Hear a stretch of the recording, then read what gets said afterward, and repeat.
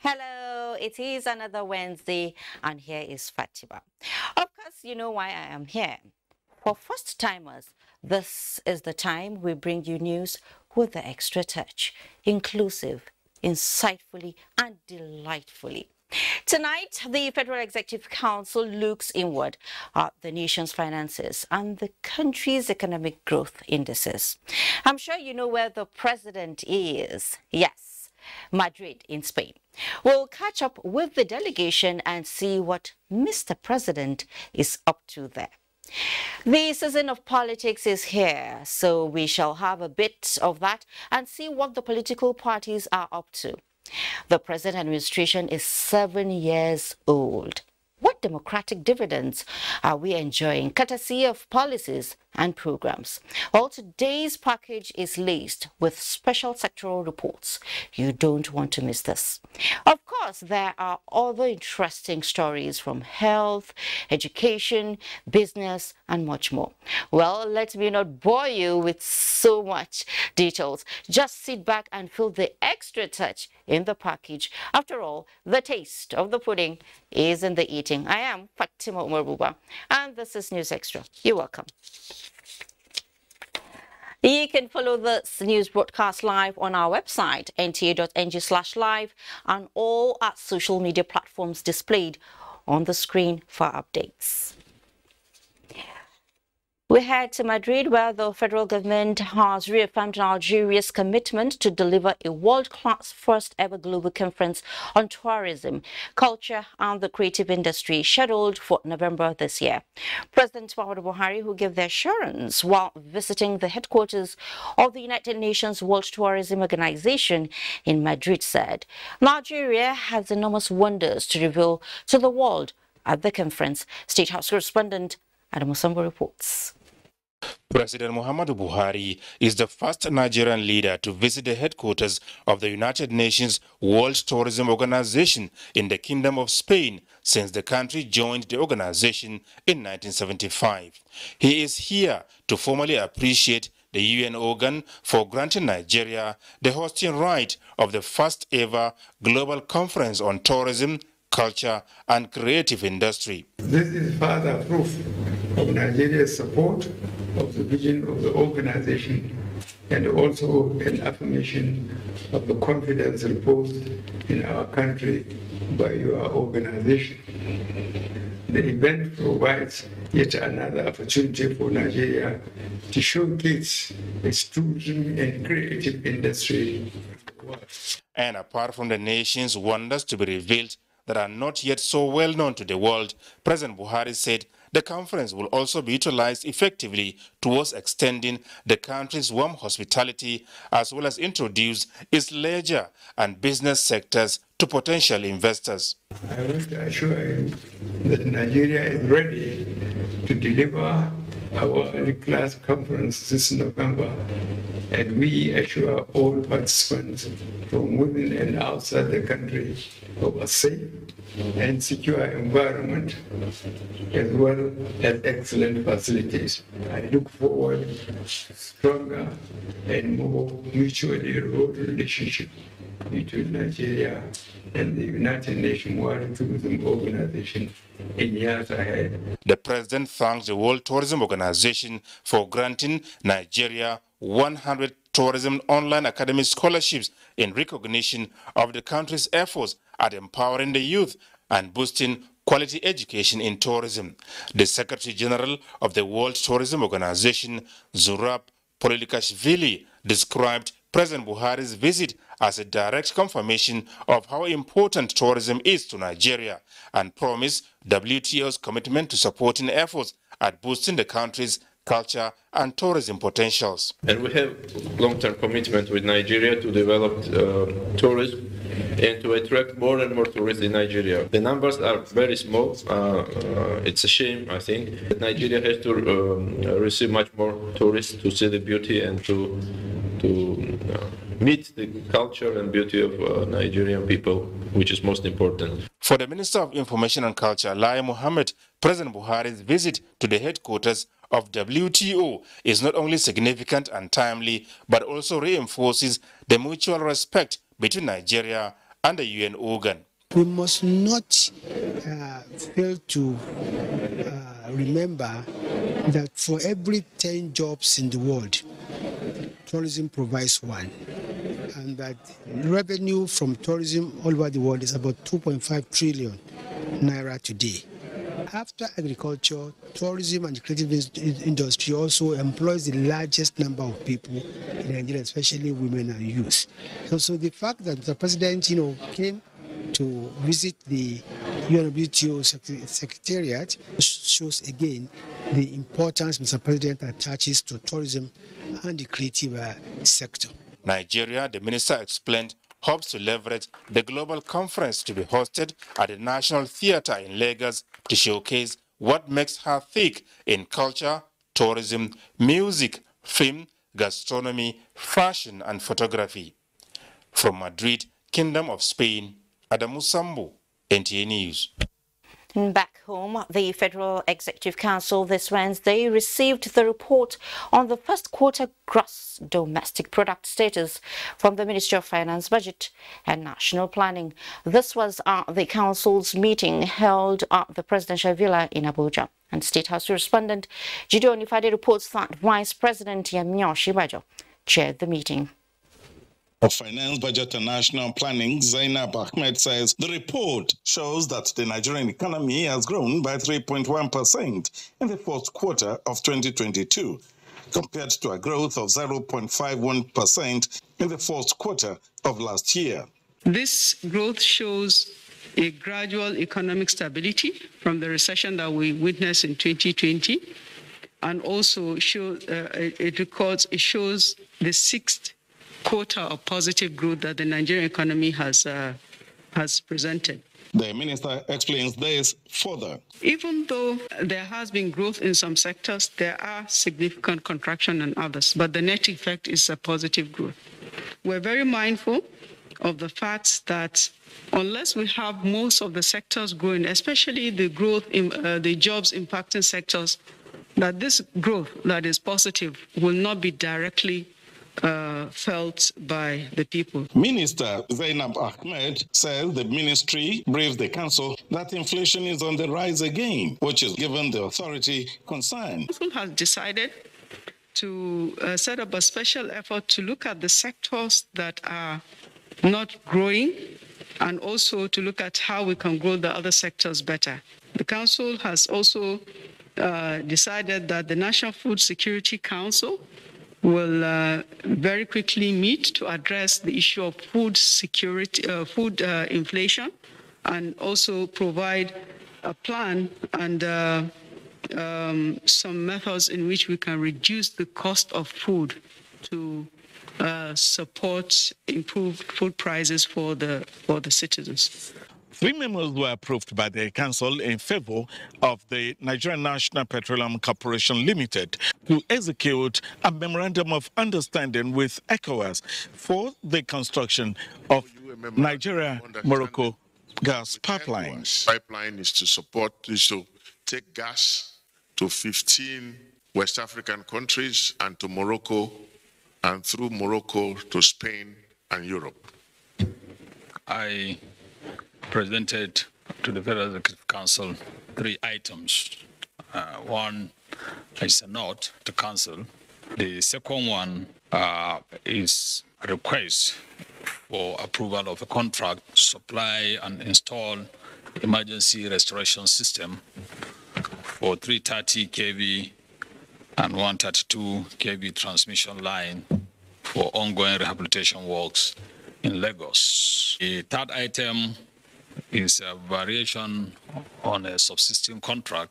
Council approves for the Nigerian Police Trust Fund to spend more than 8 billion naira for the purchase of 82 operational vehicles and other items that will improve the welfare of the police. Minister of Police Affairs Mohammed Dingyadi briefs the press on this. We believe by the time these items are on ground, they will go a long way in improving the efficiency and effectiveness of the Nigerian police in the maintenance of peace and security in the country.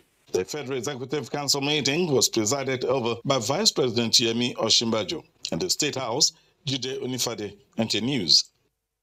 Let's talk politics now. The victory of former Vice President Atiku Abubakar as the presidential standard-bearer of the People's Democratic Party for the 2023 general election is now sealed with the presentation of certificate of return to him by party's National Working Committee. And Timothy Yusuf has the report. The PDP Special Presidential National Convention has come and gone.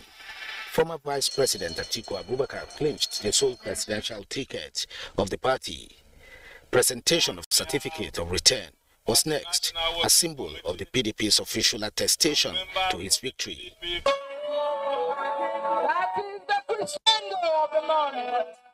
The party is now expected to submit his name to INEC, which will then be followed by the nomination of his running mate. The composition of the party's presidential campaign council to set the tone for the task of winning the election is the next major project of the PDP and its presidential standard-bearer Atiku. The party won. It is the party that won. Atiku Abubakar is not yet victorious. He's only been produced as our candidate, the candidate of the whole party. While I'm excited and happy for this opportunity to bear our party's flag again, let us all remember that what just happened is a contest within a family to decide how to put our best foot forward. The main contest is the one to win the presidency of our country for our party. Some of the contestants with Atiku at the May 28 to 29 National Convention and state governors were at the symbolic ceremony in the spirit of sportsmanship and unity in the party. Timothy Yusuf, NTA News.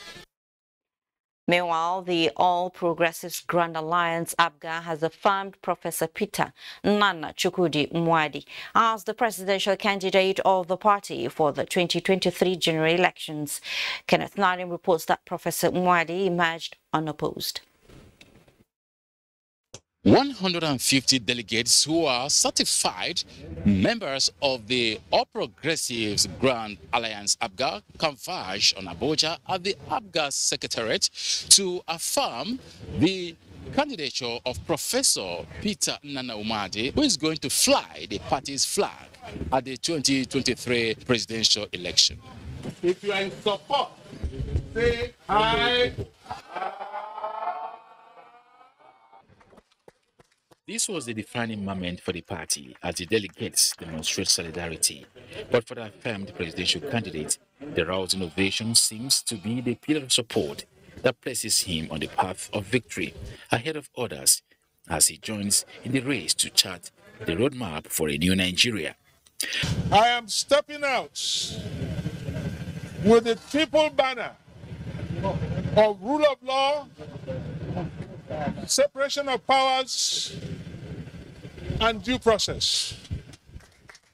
The chief returning officer ABGA presidential primary election and some of the delegates are confident that Professor Umadi is the right man for the president's job. A retired chief judge of the Anambra State. He has served under 2 governors. He was in the service of the judiciary in that state for 35 years. Impeccable service. So somebody like that is people that you can trust power to in Nigeria and know that he can deliver. Nigeria is in dire need of a good leadership. And looking at the impeccable character of the person we have elected today to fly our flag at the presidential seat, you can say that ABGA means well. The national chairman, Victor Oye, expressed resolution of the party to remain united in the face of divisive insinuations amongst party faithful. That we are people of propriety, people of order, people of discipline and integrity. The All Progressives Grand Alliance, ABGA, is also mobilizing support for all its candidates nationwide. Kenneth Nanim, NTA News. Now, Nigeria is edging towards another general election, having set the process in motion. Already, politicking has commenced by political parties in line with guidelines by the Independent National Electoral Commission, INEC. Observers of the political process have, however, admonished the electorates, particularly youths, to ensure that elections are free of rancor and violence. Austin Ayebe has the report. Since the return of democratic government in Nigeria in 1999, the system has continued to witness growth, with a lot of innovations introduced into the electoral laws. These improvements have led to successful conduct of periodic elections, which have been commended by both the international and local observers. Those keenly monitoring the journey to 2023 general elections say, so far so good, there is fairness in the process. Much more education is getting into the system. Young people are learning that participation cannot just through violence, intimidation, and thuggery. That you can participate by being the one who people should be voting for as well. And that's the conversation that is taking place all around the country. The youth about time need to recognize that the era of violence, trying to impose a candidate by electoral violence, is no longer in vogue. What is in vogue is that you get your PVC and go and vote the right candidate that will fix this system. It is not an era of dying for one individual. We have young, active, energetic young people who are idle, who are doing nothing, and therefore they do not need to invest in violence. While they are not ruling out disagreements among key players, particularly political parties and their supporters, national interest, they said, is paramount. But those who are dissatisfied with any aspect of the electoral process should seek justice in court instead of instigating violence. The courts can be energized. The courts can be put in a position where, and then we can also get the security agencies, because part of the challenge of electoral offenses is that during election you mobilize security agents from all over the country. At the end of elections, the people they arrested, they don't follow up. Religious leaders caution youths to shun violence so that the process can produce a popular and credible leaders that will work for the development of Nigeria. They are doing all the killing, all the ballot snatching and whatever, all the dirty work in order to win election. They are doing it for them. But at the end of the day, they have nothing to show for it, except being hospitalized, losing their arm, or become maimed, or even lose their lives. How can we keep our children in safe havens, and we look for a son of the poor man to come to the street and cause havoc? It is man's inhumanity to man. Come May 2023, Nigerians are optimistic that new set of leaders will emerge. In Abuja, Austin Ayebe, NTA News. In the meantime, the Independent National Electoral Commission, INEC, says the Commission will not compromise in the conduct of a credible and acceptable governorship election in Ekiti State come June 18. Chairman of the Commission, Professor Mahmoud Yakubu, who gave the assurance during a meeting with the traditional rulers, also announced that the Ekiti East Constituency 1 by-election will be conducted alongside the governorship election on June 18th. Tayo Osho reports. Realizing the roles and influence of traditional rulers on their subjects, the INEC chairman, Professor Mahmoud Yakubu, visited the traditional rulers to intimate them on the Commission's determination to conduct a credible governorship election come June 18th. The chairman commended the traditional rulers for their fatherly role, which has made the atmosphere calm compared to previous elections, and urged them to continue in the same manner. The INEC boss informed them that all arrangements are in top gear, as the Commission will not leave anything to chance, with the assurance that the Commission will conduct a free, fair and credible governorship election in Ekiti State. We are going to take steps jointly with the ICPC and the EFCC to ensure that this sad trend of using money to bribe voters does not mar the Ekiti election. Chairman Council of Traditional Rulers in Ekiti State, Oba Gabriel Adejumo, Onisho of Ishon Ekiti, and others expressed appreciation to the Commission on its efforts at ensuring that more voters are registered, and pledged to continue to talk to their subjects on the need to give peace a chance before, during and after the election. It's a period of 4 years. INEC's boss also met with the security agencies in the state behind closed doors to fine-tune security arrangements for the election. In Ado-Ekiti, Tayo Osho, NTA News. Do you remember the saying, teach me to fish and I will eat for a lifetime, right? So what best way to achieve this than in a school where teaching is the game? The challenge, however, is why are the classrooms getting empty while the streets are getting crowded? Despite recent successes recorded in the creation of increased access to education in Nigeria, the efforts are still unable to blur the figures of out-of-school aged children in the country. Abdul Malik Hassan gives us an insight into how serious the challenge is and the way forward. This is what we are mostly used to seeing and applauding. Children learning in the classroom and excited about it. But 5-year-old Salma is another story. The flip side. She has no idea of what happens within a school and barely understands how a classroom operates.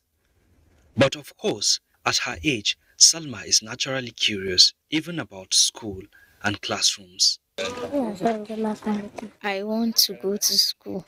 She has passion, alright, but apparently, passion only won't cut it, and her chances for now stalled. Her father went on a journey. He died on his way back home. For me, I have my own children. That is why I don't have the capacity to put her in school. Unfortunately, we see stories like Salma on the streets daily. Some hawking, some used as child beggars by equally ignorant parents, whose priority is perhaps how to put food on the table and quick too. There are so many out-of-school children out there. Salma's case is not different. We have several unique cases. According to statistics revealed by UNICEF, about 10.9 million Nigerians of school age are out of school.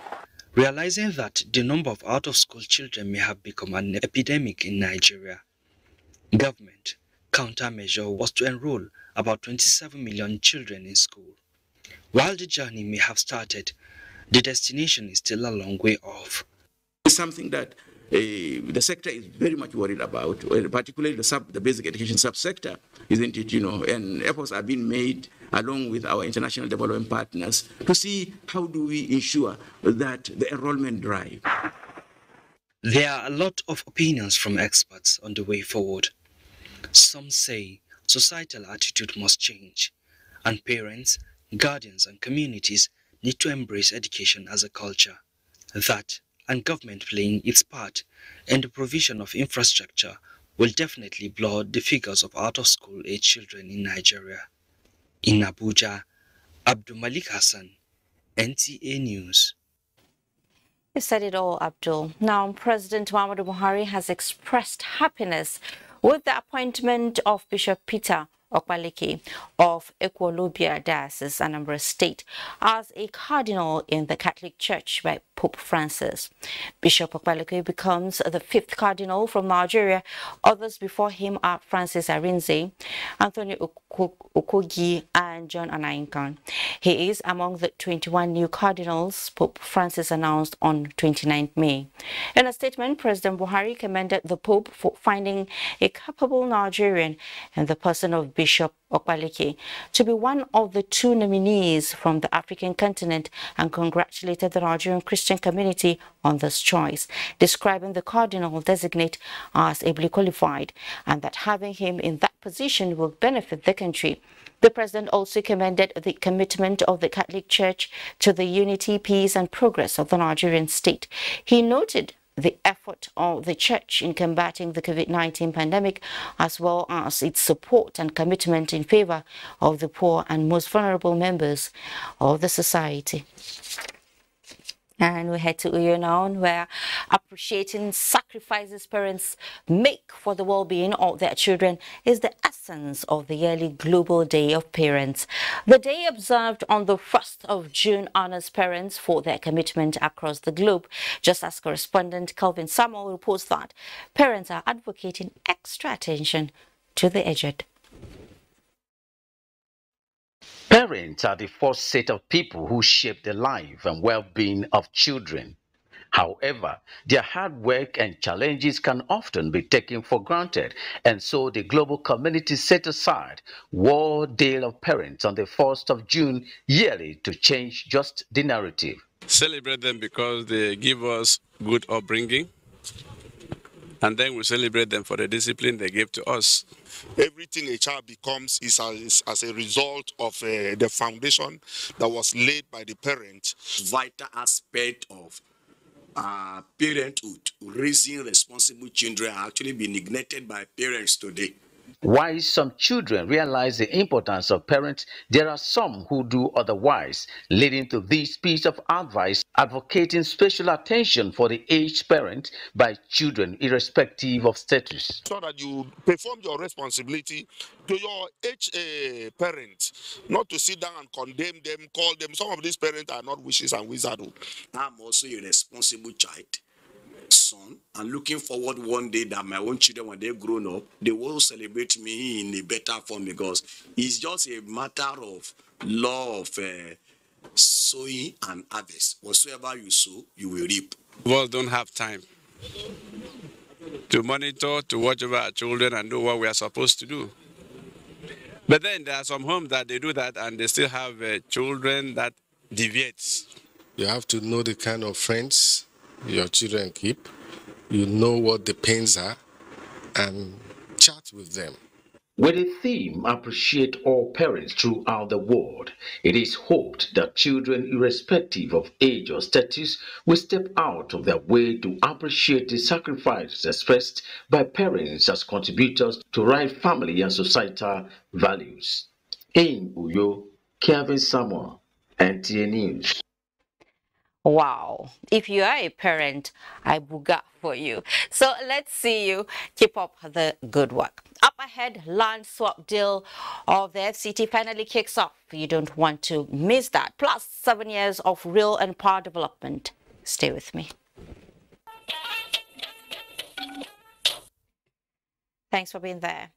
The flag of compensation to kickstart the long-awaited land swap initiative of the FCT administration has commenced with Gwagwa District as the pilot scheme. Executive Secretary FCDA Shehu Hadi Ahmed reiterates government's determination to work with genuine interested investors towards an accelerated infrastructure development of the FCT. Abdullahi Aji reports. The land swap initiative of the FCT administration, which was birthed in 2012, is a comprehensive development agreement with a tripartite benefits for government, investors and the indigenous communities of Abuja. This historic meeting with representatives of concerned parties is the pilot phase of the compensation of economic trees and crops of Gwagwa district communities to enable the investors who have been scrutinized to commence work. The Honourable Minister has performed the flag off of the land swap program in the FCT.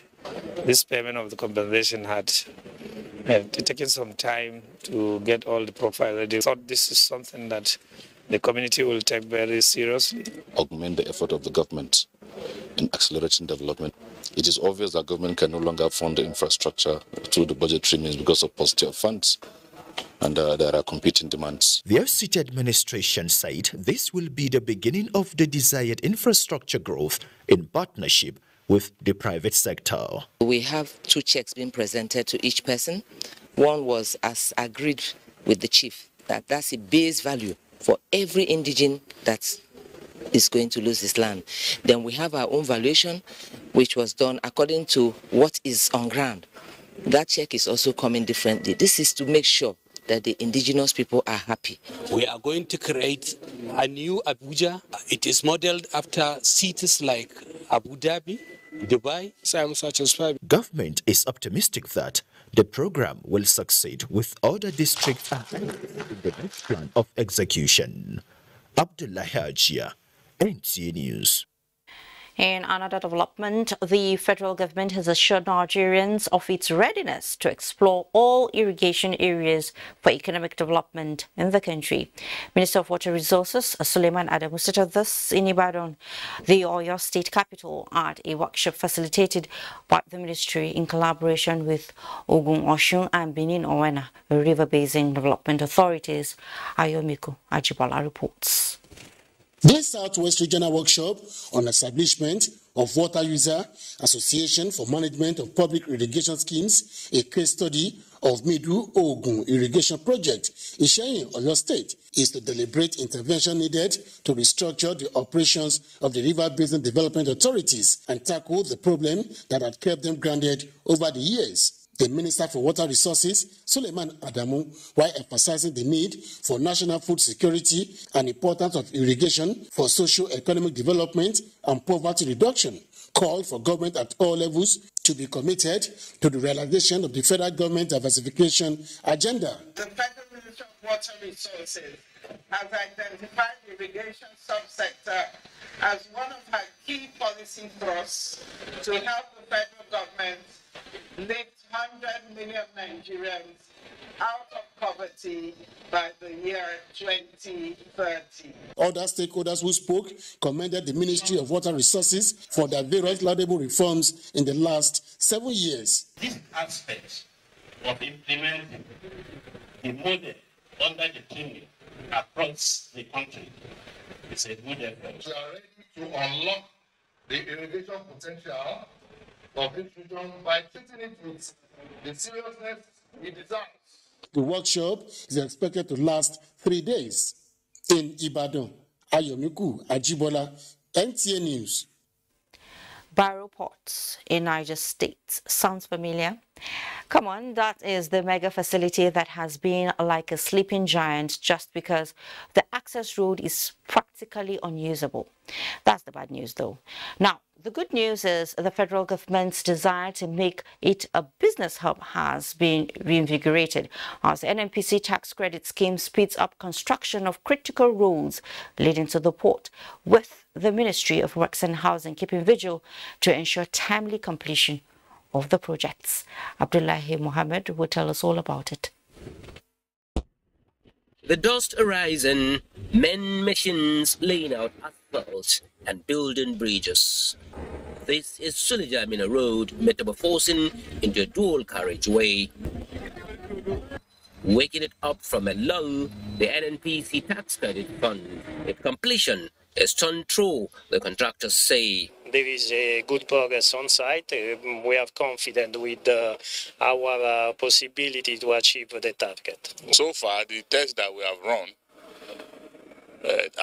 the quality of the job is okay.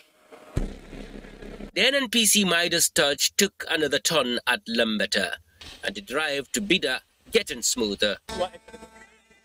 Villages transforming, commerce on the rise. I told you that time that before the beginning of rainy season, this rainy season, we will reach Lapai, which we are almost 2 kilometers behind. Come along with me for an update on what the federal government is doing to provide access to Barrow Port. From the ancient city of Agaye, standing tall is a notice. The NNPC tax credit has taken over the construction of about 53-kilometer road to Barrow Port. A segment completed says a lot about the capacity of indigenous contractors. And with months to its completion, the Barrow Port dreams are realized. By May 2023, by the grace of God, this project will be fully completed. Back on the Lambata Bida Road, traffic jam.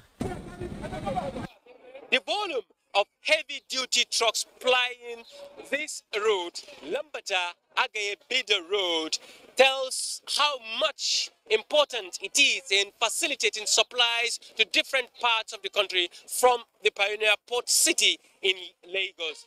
Fixing this road means a lot to the Nigerian economy.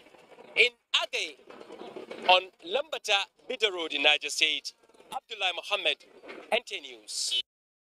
Sure, it means a lot. Facts are said to be undeniable and will always remain so, no matter the argument about them. In the last 7 years, the unusual commitment in reviving the rail line in Nigeria has witnessed the completion of 4 huge projects, with more ongoing. With these projects, Nigerians are now enjoying the unique romance of train travel devoid of the hustle of crowded airports or highways. This report from Oyenaya Kaloka brings out more. The rumbling of the tracks as the train whistles to a halt at one of the busiest train stations in Africa, the Mobolaji Johnson Station, located at Ibute Meta, Lagos State. The station has the capacity to accommodate hundreds of passengers at a sitting. Now a beehive of activities, hundreds of passengers, like Oloye, say this is now their preferred mode of movement. Since January, I've been coming to Lagos. I never come with a vehicle. I come by train because it's more convenient. Since coming into full commercial operations in 2021, the $1.5 billion, 157-kilometer double-tracked rail line has improved the quality of mobility along the route. The rail line has 11 stations along the corridor linking Lagos, Ogun, and Oyo states. It has provided a more reliable and comfortable alternative means of transportation for many who avoid the long hours spent on gridlock at the Ibadan Expressway. When the traffic is always very serious, it's always terrible. We can spend 3-4 hours on the road. This one I have planned myself. We left Lagos 8 o'clock. I already planned at 10:30. I'm going to be here, and I got here exactly 10:30. Passengers' patronage continued to increase at the Takbeto-Warri rail line. Abandoned for about 33 years, the 326-kilometer rail line with 12 modern stations passes through the states of Kogi, Edo, and Delta, connecting the northern and southern region of the country. With this experience, in fact, I am very happy with the government upbringing. In 2016, Nigeria's first standard gauge rail line commenced operation. The 187-kilometer project is constantly being upgraded. Taking a ride from Abuja to Kaduna has been an interesting and relaxing way to travel. However, in 2021 and 2022, 6 months apart, the Abuja to Kaduna rail line that was already witnessing massive patronage suffered a setback. The train was bombed by bandits. They started shooting spraying from all angles, and they put the gun in rapid mode.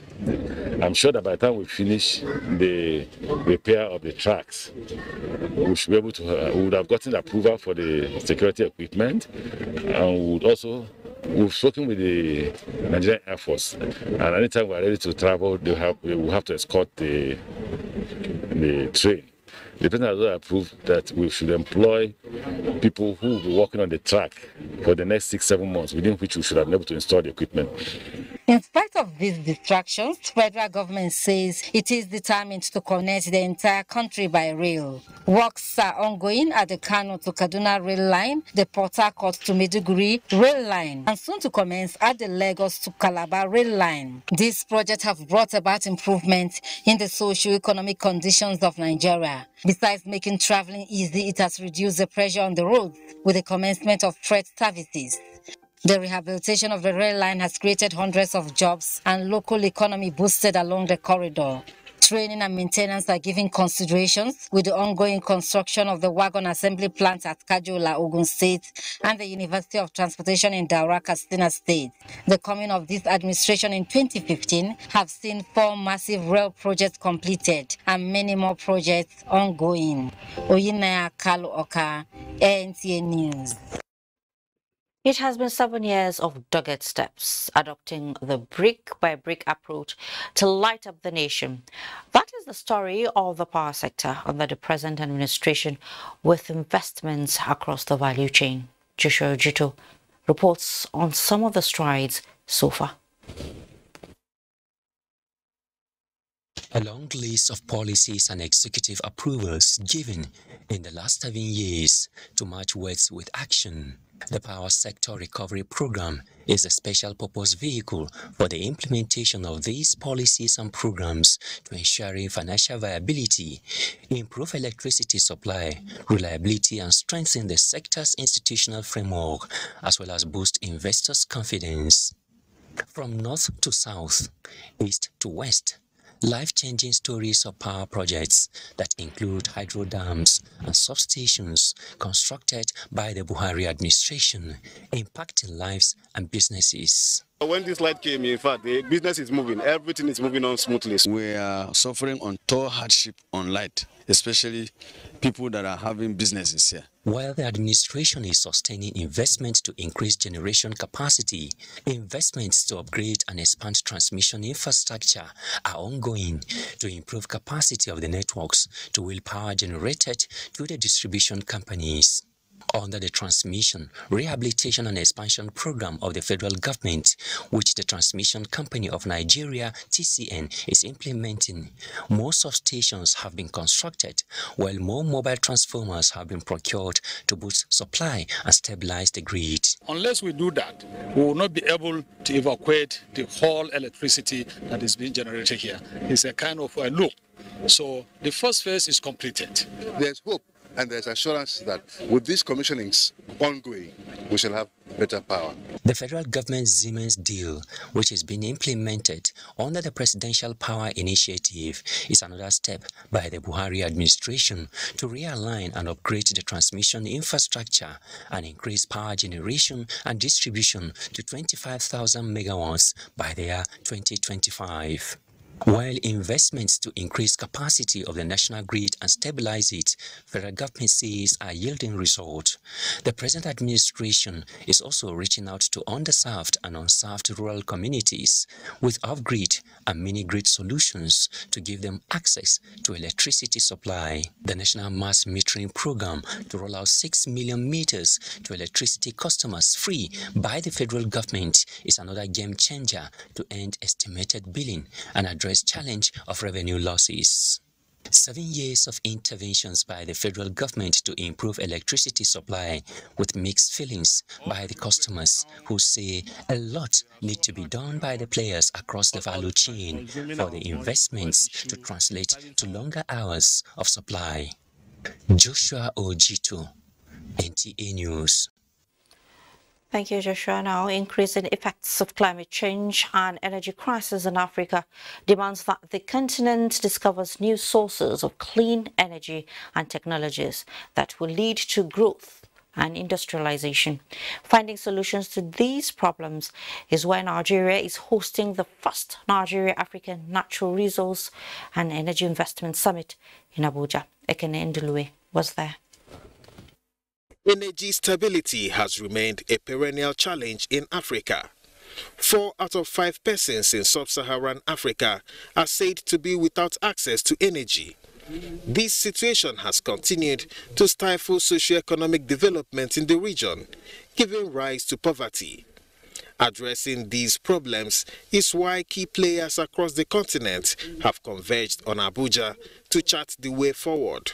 Aligning all our resources so that we can provide power, energy for our people.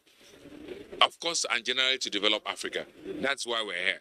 Exchange ideas, learn from one another, peer review, and all that. Other issues on the table include achieving net zero emission by 2050, moving from fossil fuel economy to a circular mining economy, and investing in natural gas across Africa. And thus the need to adjust our policies to become greener if we are to safeguard our planet and indeed to safeguard our future. For Africa, supporting the efforts to combat climate change and achieve net zero emissions by 2050 is a matter of self-preservation. The hope is that this renewed partnership will drive policies that will lead to the required energy transition on the continent. Ekene Ndulue, NTA News. Nigeria is now the first African country to deploy the 5th generation 5G spectrum, a network that is faster, safer, and has potential to create jobs. This is one among many achievements recorded by the present administration through the Ministry of Communications and Digital Economy in efforts to transform the nation's digital space and boost digital economy. Chimdema Indobeso tells us more.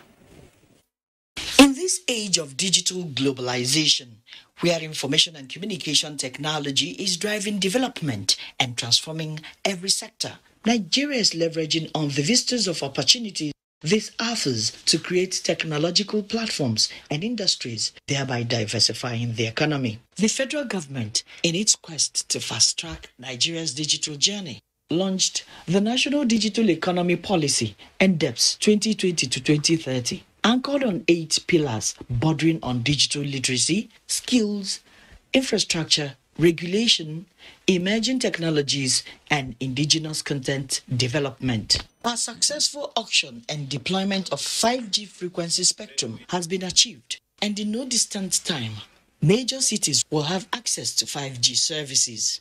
Because of 5G deployment and this, recently a successful surgery of Parkinson was conducted between the surgeon and the patient. It was a distance of over 3,000 kilometers. In order to harness Nigeria's digital innovation and entrepreneurship ecosystem, a digital fabrication laboratory, FabLab 1.0, where innovative ideas can be translated into prototypes and technological devices, has been built. It is situated at the National Center for Artificial Intelligence and Robotics. With centers such as this, innovators like Abdul Malik will no longer have to send their designs to China for prototype fabrication. This Hub Lab has been a game changer. After a few weeks, right, you should expect to see a prototype in form of a lens that can be used to take the picture of the eye, which will be printed using the 3D printers. You can fabricate anything you can think of, drawn with cameras and other intelligence equipment, mobile robotics that you can use to enhance and improve our security situation. Other gains in the period under review is the registration of more than 77 million Nigerians at home and 118,529 in the diaspora under the NINSIM policy. That gives us a means of identification, and it also gives us the ease of doing business. The partnership between Nigerian government and tech giants is blossoming. Microsoft is increasing the number of its software developers to 300 and trained trainers to 1,700. Similarly, in the next 3 years, while we would have trained 30,000 students on ICT, Google on its part has imparted digital skills on 6 million Nigerians. These are all in a bid to transfer digital skills. More strategies are also being adopted by the present administration to enhance citizens-centered technology governance for transparency and inclusiveness. Approval of the Presidential Council for Digital Economy and E-Government, accessibility of government services online are all steps in this direction. In Abuja, Chimdema Ndubisi, NTA News. It's time for another breather, but there is more to come when we return. You don't want to miss or to be told about the humanitarian democratic dividends and those in the health sector, plus a situation report on the ban on motorcyclists in Lagos. Join me again. You're welcome back to News Extra. Nigeria and the Kingdom of Spain have signed 9 agreements and memoranda of understanding in critical economic sectors aimed at deepening and expanding the highly beneficial relations between the two countries. This is the outcome of President Muhammadu Buhari's state visit to Spain, the first since coming to power. State House correspondent Adam Osambo has the details. Before reaching the wide-ranging partnership agreements, President Muhammadu Buhari, who is on a second day of his state visit to Spain, held high-level engagement separately with both the Spanish monarch, King Felipe VI, as well as President Pedro Sanchez. I think the major takeaway, I would say, is we've strengthened the relationship, reinforced the relationship with Spain. So we're looking to see increased investment by Spain in Nigeria. So that's going to be a real plus. Spain is also the largest importer of Nigerian gas, and I think the third largest importer of Nigerian crude. So there's a strong relationship already there, and the importance of this visit is really to build on that. Consequently, President Buhari and his Spanish counterpart Pedro Sanchez watched with rapt attention as representatives of their respective countries dotted the lines to further energize mechanisms of cooperation and collaboration between Nigeria and Spain.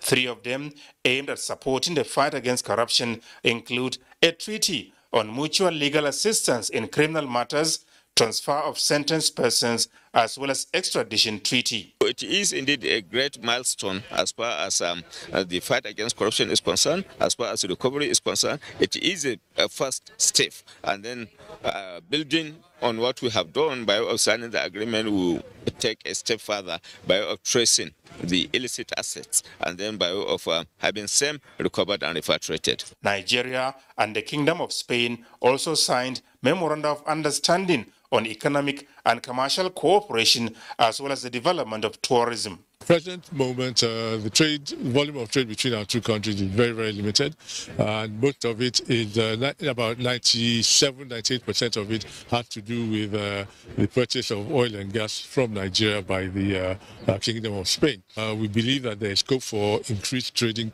between us, and we have both agreed to work towards that. This particular, MOU is to look into how there can be better collaboration between Nigeria and Spain in a manner that will promote tourism on the two sides. Because you know that Spain is one of the top hitters in tourism. And I think in the next few weeks or months to come, there will be concrete implementation of some of the things we signed today. Similar memoranda of understanding was signed in the spheres of science, technology and innovation, health, especially the fight against COVID-19 and the development of sports. And when you look at the reclassification of sports to business by Mr. President and the national sports industry policy that is coming on stream, and you look at what you have here where sports is already business, you talk about the Real Madrid, you talk about La Liga, you look and see what's happening in the whole sports ecosystem in Barcelona. There's a lot we can learn here, and I think this partnership comes at a period that is so timely where government and the private sector can work together to develop Nigeria's sports industry, learning from a country like the Kingdom of Spain that have done excellently well. Nigeria's ambassador to Spain promised necessary follow-ups to ensure full implementation of the agreements. When you sign an MOU, you don't implement it. It's dead on arrival. I will ask every minister that signed the agreement today to assign to us a desk officer who will follow these agreements in total. Therefore, it will not be demised. The highly elated envoy described President Buhari's state visit to the Kingdom of Spain as fulfilling and reassuring. From Madrid, Spain, Adamu Sambo, NTA News.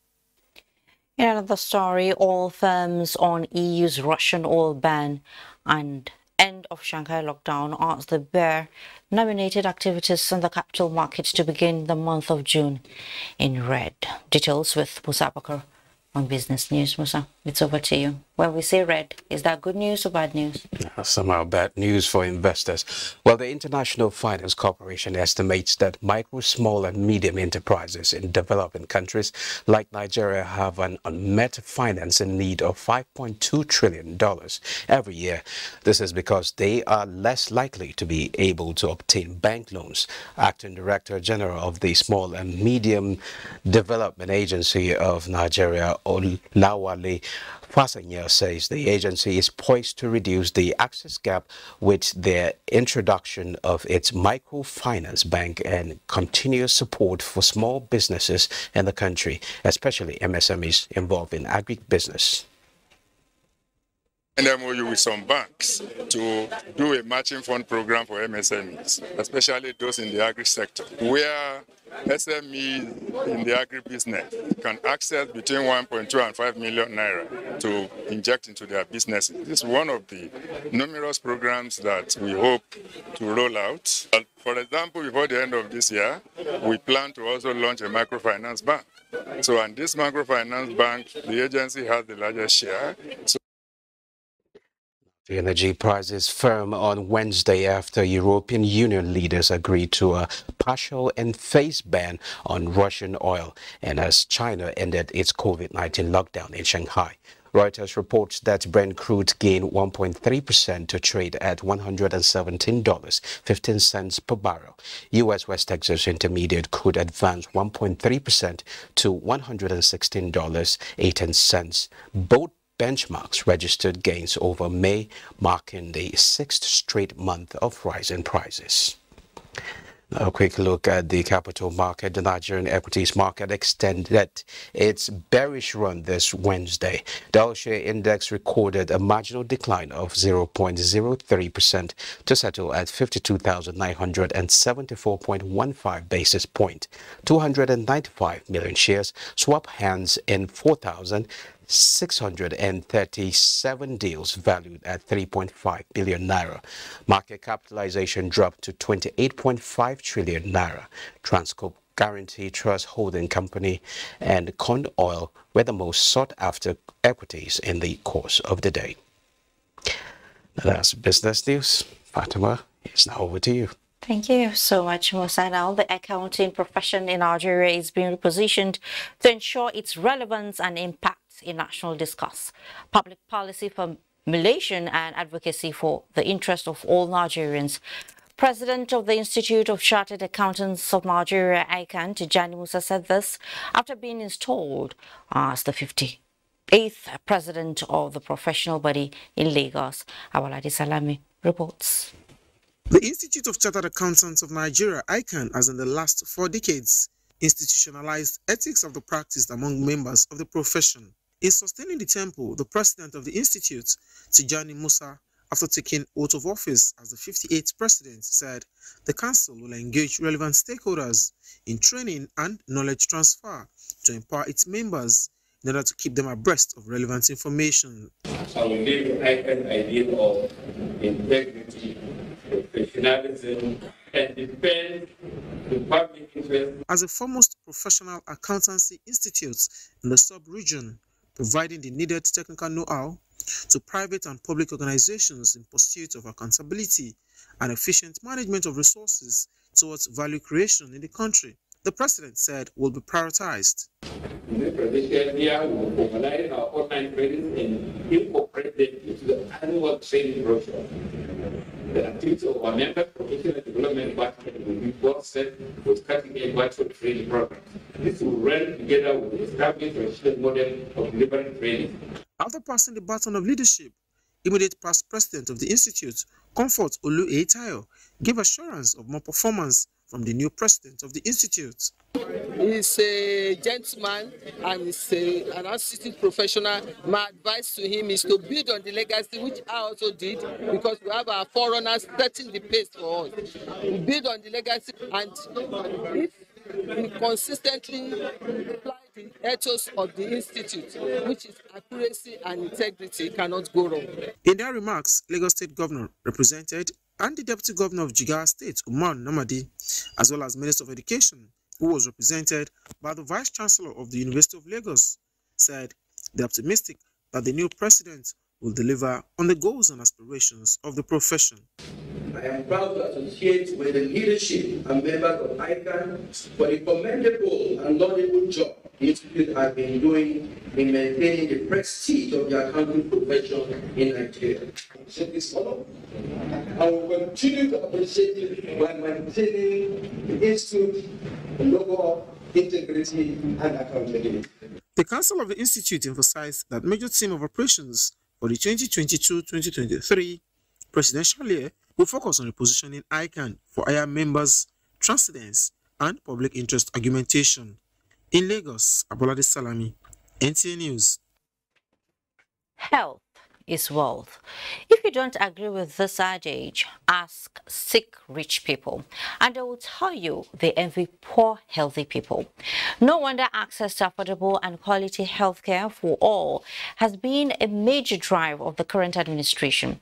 On this report, Uche Ugochukwu takes us through some of the milestones and policies that have shaped the nation's health sector under President Muhammadu Buhari. For decades, the Nigeria health sector was challenged with human resources crisis, brain drain, poor reward system, and insecurity. President Muhammadu Buhari's ascension of office in 2015 to steer the affairs of the country raised the hope of many for a better healthcare system. Concerted efforts have been made and are still being made to satisfy the aspirations of the people, but it has not been all rosy. President Buhari himself kick-started the revitalization of primary healthcare centers in 2017. Tertiary healthcare also received attention with the establishment of cancer centers amongst other interventions. The National Blood Transfusion Services got upgraded to a commission to coordinate, regulate, and ensure the provision of safe, quality blood transfusion services. The detection of COVID-19 in 2020, however, exposed further weak structures in the health sector, a development that led to a turnaround of infrastructural development and resilience in the sector. More molecular laboratories continued to spring up, and now all 774 local government areas in Nigeria reportedly use electronic case-based reporting system to detect and track disease threats in time. Since the president came in, there's been a lot of improvement. A lot has been achieved in reorganizing and planning for the health sector. The current administration also maintained consistency in placing target number of HIV patients on treatment. We've now, reached a stage where we can say we are on course to controlling HIV epidemic in Nigeria.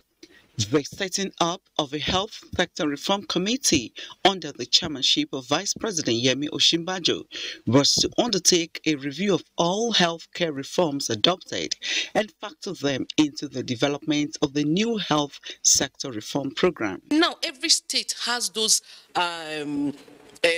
basic healthcare provision fund facilities. To also commend the federal government, while the budgetary allocation is slightly gradually increasing, but we witness a drastic change in that whatever is budgeted for the past 2 years has been released in health almost 100%.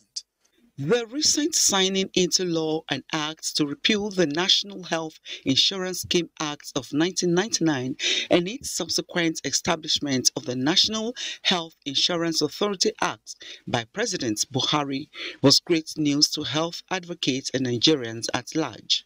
It could be said that this was one good step towards universal health coverage in Nigeria because through the Act, health insurance has now become mandatory for all Nigerians. This could also mean that over 70% of Nigerians who pay for health out of pocket amidst poverty could benefit from national-level mandatory health insurance.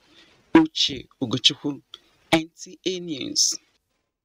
The fact that cases of sexual gender-based violence are underreported has continued to be the bane in the eradication of the menace in Nigeria. This thinking is what the National Agency for the Prohibition of Trafficking in Persons, NAPTIP, is trying to change by engaging public school counselors in FCT.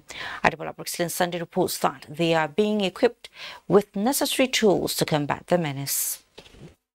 The prevalence of gender-based violence is alarmingly high and pervasive globally. Analysts say 1 in 3 women have experienced some form of violence in their lifetime. Sensitization. Sefiata Manua, a gender desk officer, told me that naming and shaming perpetrators is helping in the fight. Prior to now, a lot of things have been hidden under the carpet. But now, measures have been put. There's the reporting and there is the prosecutor, and then you will be shamed This workshop, organized by the National Agency for the Prohibition of Trafficking in Persons, NAPTIP, for public school counselors in all the councils of the Federal Capital Territory, is to empower them with the requisite knowledge needed in combating cases of rape, child abuse, trafficking in persons, and other sexual and gender-based violence in schools. When a child comes to you to report that they are being violated, listen to them.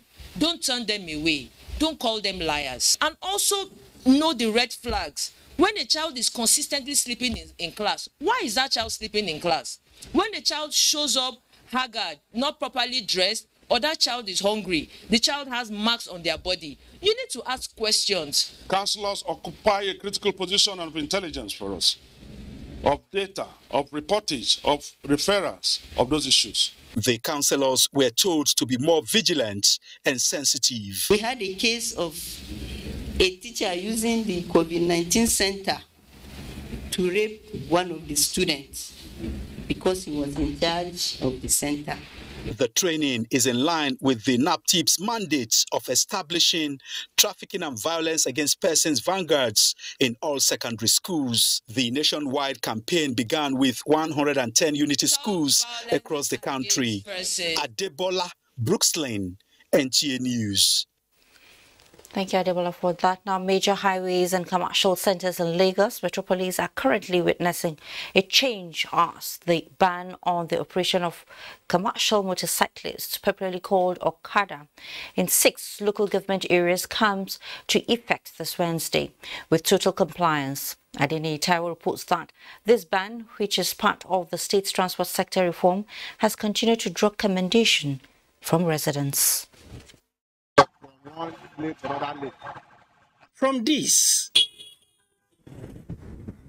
to this is the new Lagos that residents of 6 local government areas, including Etiosa, Lagos Island, Apapa and Surulere, woke up to as the ban on commercial motorcyclists, popularly called Okada, comes into force. The initial resistance that trailed the May 18 announcement of the ban has now given way to total compliance, as shown by a drive, around the metropolis.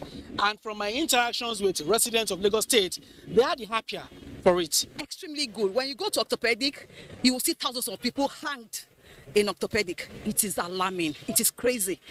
It's good. We have free flow of traffic this time around. Around 7 o'clock, you cannot even go anywhere because they'll be stealing. They will park the Okada this side, they will cross to the other side, you understand? Steal from here, jump to the other side and go.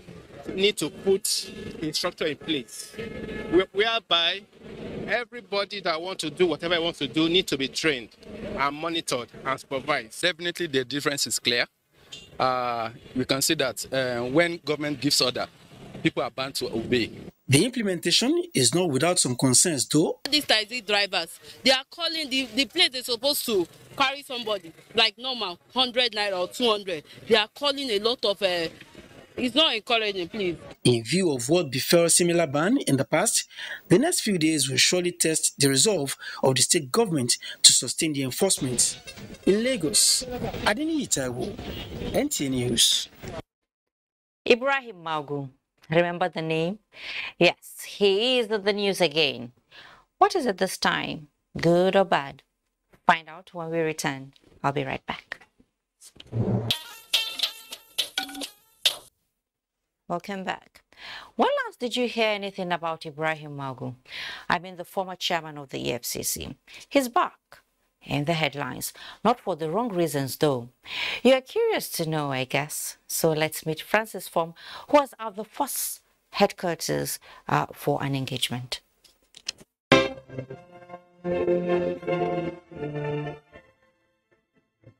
After being away from the headlines for a while, this is the first public appearance of the former EFCC boss, Ibrahim Magu. First appearance with higher rank. Magu is now an AIG.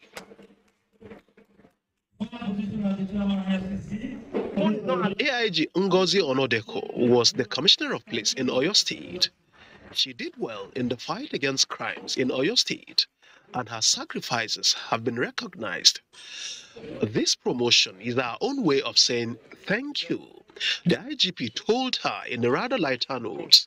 Let me, however, remind you that to whom much is given, much is expected. But so if we were giving like 99.9%, we're going to give like 1,000% to ensure that we'll have a free, safe, and secure country. CP Kolo Yusuf, the commander of the Special Tactical Squad, he does the most dreaded criminal guards.